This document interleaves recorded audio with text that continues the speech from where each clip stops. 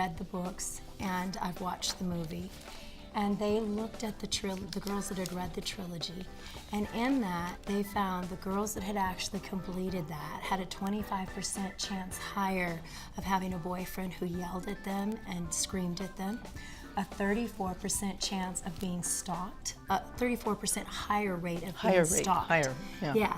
75% of them had used diet pills sometime in their life. Wow. 65% had patterns of binge drinking, and over 63% had more than 5 intimate partners. And while the study couldn't show causation, you know, we can't say that this movie or these books actually cause those behaviors. They actually were linked to unhealthy behaviors. And in young women at that age, those are very risky healthy behaviors. Yeah, and you and I have discussed this before, where you talk about the difference in the age. Sex and sexual experiences are something that we should all enjoy and if you're feeling a little out there, then you can experiment. The problem being is that when you're only 21, as the character is in this book, this is what gets scary, because this girl is virginal. She is totally controlled. I was amazed listening to discussions from Western radio stations through anything, that men and women, some of them are very offended and other ones are defending. What do you think about that? Well, there's a variety of responses. I've seen everything. You know, there are men that are willing to go see it, and men that don't want to see it at all. There are women that don't. I just, a hairdresser today, she's like, I will never see that movie, ever.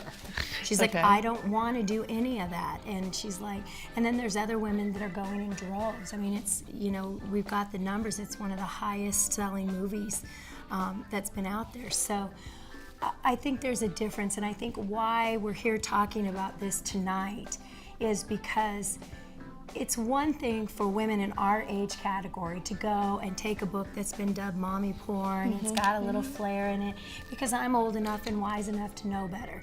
I can differentiate. I know what an abusive pattern looks like. But an 18, a 20-year-old girl, a 21-year-old virginal girl, they don't. And the lure in this movie is so subtle and so seductive with a billionaire. I mean, he seduces her with airplanes and cars. And so why we're talking about it tonight in this town hall is because we want to take this movie. We're not here to bash Hollywood and entertainment. We are here to say, let's take an opportunity. Let's take what's hitting everywhere and do something positive with it so that young girls or any women actually don't have to experience that type of abuse and violence. Well, I have to tell you that I think back, I'm a generation ahead of you, and we were so proud of ourselves for breaking the norm and, oh yeah, free love and whatever. But I will tell you, at the same time, we were very proud that women were strong and we could do what a man could do. Now, fortunately, I was brought up that way. My parents, male or female, we were brought up the same. This seems to me like a throwback. This seems like we're giving up control, not only giving up control, totally becoming submissive so much to the point that it's abuse. Yeah, and I think that's the difference, and that's what makes this character so interesting. Anastasia Steele is very interesting because she's a very insecure girl. She's very insecure. She's not sure of herself. She's floating in life. She doesn't know what she wants to do after college. And then she meets. There's a disparity in power here, which is really what causes the relationship. I mean, it's unlikely a 27-year-old billionaire is going to pluck a 20-year-old virgin out of the scene to seduce into that kind of relationship. Unless he's a little sick. And yeah, he's broken. Christian's broken. There you go. And I am visiting today with Dr. Lori C. Ebert. She is a health educator and a sexual wellness expert. Thank you, Dr. Lori, for visiting with me. I'm so glad to be here today. We have right now a blockbuster that is hitting the United States, Valentine's weekend. But there is a serious side to 50 Shades of Grey, and it's about how it's affecting the sexuality of especially our younger women. Let's talk about that. Yeah, there's a lot to say about that, DM. When you look at the premise of the book of 50 Shades and you look at the character, she's actually a very weak, vulnerable character who goes into the storyline as a virgin and right from the go gets into a sexual scenario with a very powerful man. And if you look at those roles, it's very influential on young girls. And the context of the book and carrying through the relationship and the extreme sexual experiences, it really implies to young women that that's what sexuality is like. And what you see is a broken man who knows he's broken, admits he's broken, pulls her into his brokenness. His web. He does. And here's the thing. Sexuality is such an intense taboo subject for us, and it feels good. So when you've got somebody who is virginesque, who is vulnerable, and you step into that kind of dynamic, you're gonna be tempted. She does want to experiment. It feels good. But what doesn't get talked about in the media, what doesn't get talked about in relationships or in homes is then what? What are the consequences and impact of that? When you take sexuality to the edge, right from the beginning, Where do you have to go? Where do you have to go? Yeah. Exactly. How do you keep yourself healthy? How do you keep your partner healthy? How do you not get in a dynamic relationship of, it's actually abuse. And there's studies that actually show that young women, they did a study in a Midwestern college for young women up to the age of, I think it was 25, who have read this book, have been associated with having more intimate partners, having more violence and abuse in their life, more binging and purging on alcohol, and even food issues. And it's all because the way that the premise of the book is set up is that I can be weak and he can be strong, and that's not necessarily good. If you're two partners coming together with mutual agreement to this, a little different than, oh, me.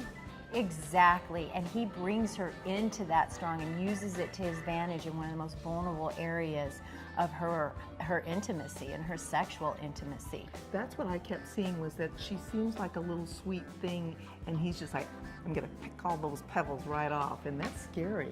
Yeah, and it also, you know, there's a whole side of this for men too. I mean, how many men at 30 are billionaires with empires like Christian Grey? Well, yes, just not every day. You know, and in some sense it perpetuates that whole Prince Charming syndrome, and that's really where my beef about it is. It's really just like a mini Cinderella porn. You've got a pixie Cinderella who's half broken and virginesque and vulnerable and frumpy, goes in and meets this billionaire Prince Charming in this industrial setting. But he's not Prince Charming. No, he's dark. He's broken. And you know, there's the whole world of that, which also teaches young women that it's okay to take that. And going back to what you said, when a partner is healthy and the other partner is healthy, it's a mutual exchange of intimacy and wellness and health versus this extreme dynamic. I have a question for you. My daughter, she's 22, is thinking a lot of her friends want to go to the movie. If she goes to see this and she gets disturbed by it, how do I handle that? What do I say to her to try and explain what she's seen? I would handle that the same way I would handle talking to any age person about sex. The first thing you want to do is get in her world and ask her, you know, well, what are you worried about seeing it? Or what do you think about it? What have you heard about it? And you want to get in her world and just listen and then answer her questions woman to woman. Because you have an adult daughter and you know the kind of relationship you have, then you can say, well, what are your concerns about it? That makes a lot of sense. The other thing is that this movie has bondage and essence, everything that is out there, and it's not, what do I do? Where's that going? I mean, how does that affect things? That's a great question. So there's a couple areas to look at in that. I think when you look at populations of women like my age that are in their 40s, that are in relationship and marriages, because they're not happy in relationships right now, most people. There's a lot of sexless marriages, that sex isn't spicy enough. So women my age pick up this book, or even a little bit younger, and they're just, I love this. I've even had men read it, and they'll read it to their wives, and it's really a tool to use in a bedroom in that population. But you're in a relationship and you're intimate and you know that, and there's trust. That's a little different than a 22-year-old who's out bouncing around and kind of still seeing what's out there. You're 100% right, which is where when you start talking about the BDSM and the bondage and the dominance and all of that, you've got young girls who are being influenced about that. And I have two opinions about this. I think it's great that the book has brought out other type of sexual activities that are available And what it doesn't do is share with people is that is a sexual activity that takes you to the edge that we've talked about. And how do you use that sexual activity in your bedroom in a safe way? So it's in a sense, it's opened the door to a very taboo topic. But Which is good. It's very good. And as a health educator, I'm very focused on, okay, if you're going to practice that activity in your bedroom, how do you stay well? There's things you need to know. You need to know what a safe word is so that somebody doesn't take it too far. You really can't hurt or injure somebody in those activities. So I don't want to judge the BDSM, but there is a way to stay healthy, and that's what I would like to see talked about and people to understand. Well, you have really given us a lot to think about, and I appreciate your thought as the sexual expert that you are. We have been visiting with Dr. Lori C. Ebert, and thank you. Please come back and visit us again.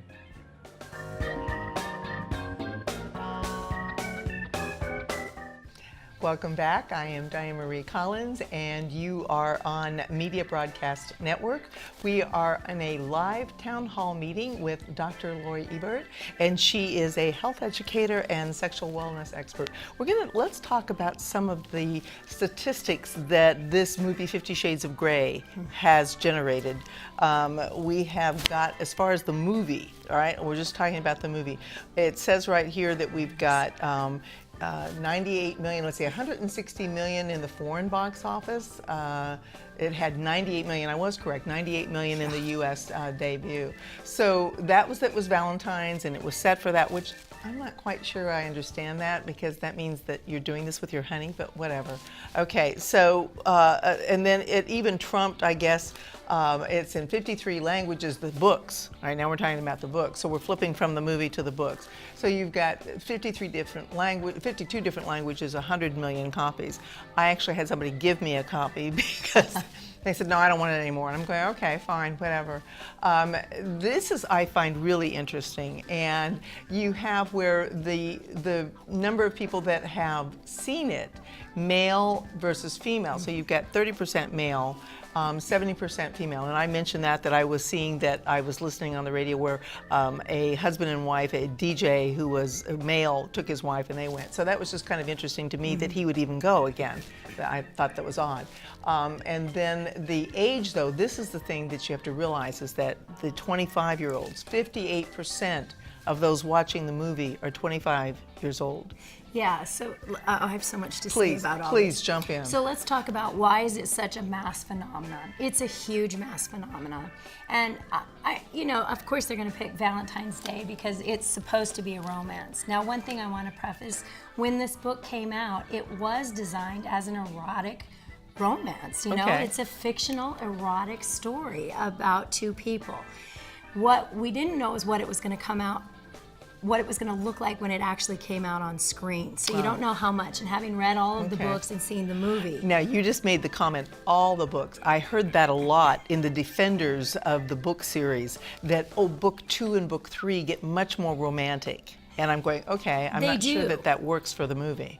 Well, they do get more romantic, and I'm not going to spoil the ending, but right. What, and we'll see what happens with all of that. But what I think the opportunity is that because this movie has gone so big, it's an opportunity for us to look at what can we do with this story and why is it so big. Now, if you ask me, I think it's a different reason why it's big in women that are middle-aged, than it is in women that are young. Okay. I know that the younger girls think it's a Twilight-type story, and it's not. Now, why are women watching it more than men? Well, it's romance. It's romance, yes. We like romance. Okay. And I understand that. What I'm a little confused about when you say a Twilight, are you talking about the book, the series, The Twilight? Yeah. Really? Well, yeah. That's a misunderstanding. Well, what I've heard from the moms that are out there is the young girls, and we're talking like preteens, the 13-year-old. I'm hoping 10-year-olds aren't seeing this yet, but I'm hoping 13-year-olds aren't seeing this, but I'm old-fashioned. Yeah. No, it's R-rated, but they're seeing the previews, and what they're telling the moms is, I want to see this, and the moms are having to say, this isn't a romance for you to see. Yeah. So yeah. it looks like we have a question. Oh, we do. This is in from Facebook. I'm glad you caught that. This came in from a Christy H. In Phoenix, Arizona. She wants to know, why is Anastasia so vulnerable and drawn to Christian? Okay, and then our hashtags are hashtag 50 Shades, so that if you're out there, please join in with us. You see our hashtags that we're using for this discussion. So let's talk about that, Doctor. Yeah, I don't think she is drawn to Christian. As a matter of fact, her instinct said over and over she didn't want to be with him. And in the movie, she went home, she told her roommate she didn't like him, she thought he was intimidating, controlling, and demanding. Oh. So, one point, I don't think she was seduced into a relationship in a very subtle, glamorous way that's full of intimate partner violence. So the one message that young girls and parents and everybody that's out there can take away from this is listen to your instinct, listen to your gut. Over and over, she said she didn't want to do it, and she kept doing it. And do you think that, well, we have another question here, and this one is from Elaine out of Washington, D.C., and this is a Twitter. So she wants to know, why do you think this movie is such a phenomenon? Well, I'll tell you why I think it's a phenomenon in older women. You know, I'm 46. I read the books. It's like, this is juicy. But I know I would never be in a relationship like that. So I think if you look at where people are at with their sex lives, in general, in that age group, almost 47% of people are not happy with their sex lives, yet 80-some% want more sex. And so people have busy syndrome, they've got businesses, they've got families, so they can pick up a nice little book and get a little thrill out of it. Are you saying fantasize, and then this is their fantasy? Okay. Yeah, but that's different than 18 to 24 to 30-year-old girls who don't have the emotional maturity and wisdom and experience to realize they're being seduced into something that's actually very dangerous. And especially if they read this, see the movie, read the book, and then say, oh, well, it worked out for her. Yeah. Exactly. We've got another one here. This is from Kathy, and she's at Lake Summer, New Mexico. And Kathy wants, what makes their relationship unhealthy or violent? Really? Yeah. She has to ask. Sorry, Kathy. Okay, Dr. Lori, please tell us. Well, I think the first thing is he's very coercive. He's very manipulative. When you look at what a healthy relationship is, it's about intimacy, it's about passion, and it's about commitment. And there's none of that. That doesn't exist in the very beginning. And from the very beginning, he sets up this save and protect type of dynamic with her. She falls down, he picks her up, he saves her. She almost gets hit by a bus, he saves her. So even though her gut is saying no, he's got, and this is the lure, it's very subtle. And I don't know that that was his intention. He may not know he's that abusive, but it's luring it into that. And then he's telling her what to eat. She has to sign a contract to have sex with him. He manipulates her. I don't want to say bully, but it goes against everything she wants to do. And it looks like she has free will. This is where it gets tricky, and this is a big takeaway. Yeah, because she willingly signs the contract. She willingly goes into this, But it's the same thing when you fall in love. She's now gone against her instinct. He's provided her with a lot of excitement, and he de-virginized her. So I mean, we haven't even got into the scientific side of that. You de-virginize someone, you're going to release chemicals that really make you fall in love. So she's not going to notice that he's coercing her. She's not going to notice that he's being manipulative. And then she steps over her gut, and then you fall in love. And before you know it, you can't get out, because he also threatens her. She can't talk, and she doesn't get to talk to her friends, and that's what an abuser will do. He will isolate you. That much I know for sure. We've got another one from Twitter, and this is from Erica in Scottsdale, Arizona. Do you recommend young girls 18 to 20 see this movie? And I think we know the answer to that one. Well, I actually am not going to say who should and shouldn't see the movie. What I will say is, for all the parents, all the aunts, all the dads, all the role models and mentors that are out there, let's use the phenomena of this movie to make a difference. There are people that, 1 in 4 women are murdered at the hands of an intimate partner. Yes. We see it in the news every day. So if you let them see it, but let's let them see it with a dialogue to say, this is not how a man would treat you. Yeah. And I've been there. Here's what I did to get out of it. So I actually think with dialogue and healthy conversation, we can make this movie impact the world. I was thinking the same thing as I first said, oh, I know what the answer is going to be. Then I thought, no, if you go and use it as a learning experience, and the one thing you keep talking about, commitment, my other C in my life is communication. Oh. So that if you use communication, how do you think I've stayed married so long? If you use communication, and so you take this movie and you use communication with your, if it's your aunt or if it's your mom or whatever, and use that to go forward with, that's the way to use the movie. Then it becomes a positive thing, and that's not a bad thing. And let me say something about communication. I think there's a misnomer that Anastasia and Christian are actually communicating in this movie. They are not. Mm-hmm. They do not. And you, having been married quite a long time, know how critical that is. You know, the minute on their first date she asks him to reveal something intimate, he literally says, this is it, and he gets up and leaves. Their communication consists of texts, it consists of emails, laters, baby. That is not healthy communication in a relationship. No. And it does not create a foundation of love and intimacy and commitment. I'm so glad I got my mate before we had emails and texts. So You're lucky. In our next section, we're going to go forward, and please, we're asking you to stay with us. This is a live town hall meeting on Media Broadcast Network. We are visiting with Dr. Lori Ebert. She is a health educator and sexual wellness expert, and we are discussing the pros and cons of 50 Shades of Grey, both the movie and the book and the phenomenon. Stay tuned.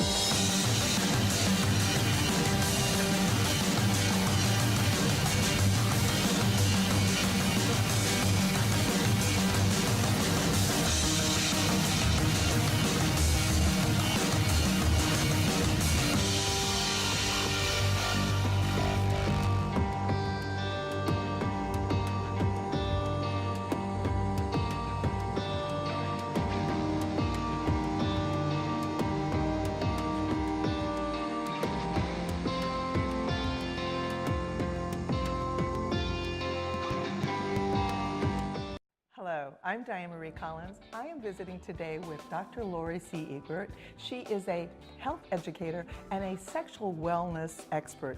Welcome, Dr. Lori. Thank you for visiting with me. Thank you. I'm so glad to be here. Your program is spectacular. Let's talk about that. I know it has 3 parts. Go. Sextacular is about healthy, sexy ecstasy from the inside and out. So it's about being your best self and being well emotionally, physically, spiritually, and sexually. And all right. Now let's go through each part. Yeah, so the healthy part is that it's the inside and out. It's managing every area of your life so that you have total wellness. So your mental, your emotional, social areas of life, spiritual, sexual, and even financial. Okay, that makes sense. Yeah. How do we get there? How do you get there? Well, that's part of what my Sextacular education and coaching programs do. I work with people one-on-one, and I offer workshops and seminars, and in that, people learn tools, techniques that they can take into everyday life and be well in all those areas. You're going to take me step by step. So wellness, now, am I going to have to suddenly eat nothing but vegetables or what? How do we get there? Well, it depends on every person, you know. Okay. Again, every diet is different, but if you're eating in a way that nourishes your body and you feel good, then you're going to be more apt to feel sexy, and then you'll take that into the bedroom and have a little ecstasy. You know? I love that. Now, and that makes a lot of sense to me. I try and eat healthy. You don't always do that. So is there a way that you can do it and then sometimes slide off the wagon and still be there? Yes, and that's very much what my programs are about. while there is a place to get to optimal wellness, I'm also a firm believer that we start where you are right now. You don't have to have all that to be sexy and then take it into the bedroom for ecstasy. Let's start one step at a time and build it like building blocks, just so you can feel like your sexiest self. So you're going to start with wellness, and then our next thing is... Next, you move into sexy. So I knew there was a good part. I know, it's the most fun part. Let's get off the wellness. All right, sexy. All right, here we are. Well, yeah, and if you're eating and you're exercising and you feel good about your body no matter what you look like, then you can start to generate and cultivate your own sexiness. Most people wait for someone else to make us feel sexy. But if we're feeling sexy, like I put on red shoes just to feel sexy, or a perfume. So being sexy is about causing it for yourself. And I love to do that with yoga, I love to do it with food, I love to do it with just any area of my life. And it goes back to saying if you like you, then other people will like you. It's that same sort of feeling that if you like your sexuality and you feel sexy, other people are going to see you as sexy. Is that kind of it? You're exactly right, Deanne. And when we generate that sexiness inside of ourselves and we cultivate it, then everything we do in life is sexy. You could be working in your garden and it's sexy. You could be cooking in the kitchen and it's sexy. And then you're more apt to bring that sexiness to your partner. You can even bring it to a family. If you've got kids around and you're feeling good, that energy creates an environment, then everybody has fun. And so it's not necessarily a bedroom only time. No, it's not. And as a matter of fact, most of the people I work with, we spend 80% of the time getting the wellness going, getting the sexiness going, and then, taking it in the bedroom is pretty natural. I can't help. Yes. I know, right? The next step. And that is your third thing, ecstasy, which... Yes. Please, this is where we're all heading. Okay, so I know. Let's talk about ecstasy. So you're saying 80% is going to get us well and feel sexual. Where do we get the ecstasy? The ecstasy actually comes from the wellness and feeling sexy. Part of what's missing in the world is sexual activity actually heals us. Sexuality heals our body. So if we can get into a place where we feel good and we feel sexy, and then we take it into the bedroom and we're intimate with a partner, and we're having good, present, slow sexual interaction and intimacy. It's emotional intimacy, physical intimacy. And when we're in that, then it will heal us from the inside and out. But most people are having fast food drive-by sex. Oh, well, but the thing that I'm also getting from you is that if you get to that point and you have that ecstasy and you become healthier because of it, now I'm back to the top again. I'm all part of my wellness program. So indeed, ecstasy helps me get to my wellness, which helps me keep my sexuality, which then again makes me ecstasy. I love it. You're it's all brilliant. Nice. That's exactly what it is. And then it's a perfect circle. It is a perfect circle, and that's what everything I do is about. And I just like that venue of sexuality because it's such a healing aspect. In other countries, they actually prescribe sexual activity to heal people. So why not do what's fun and natural, eating, moving, and being intimate with another human being to be healthy? Well, how do we start your program? Where do we reach you? Well, you can find me on my website, which is sextacularuyou.com, and I have all my educational programs on there and coaching information. I'm also on all the social media. I'm really easy to find. So find me on Facebook, find me on Twitter. I'd love to talk to you.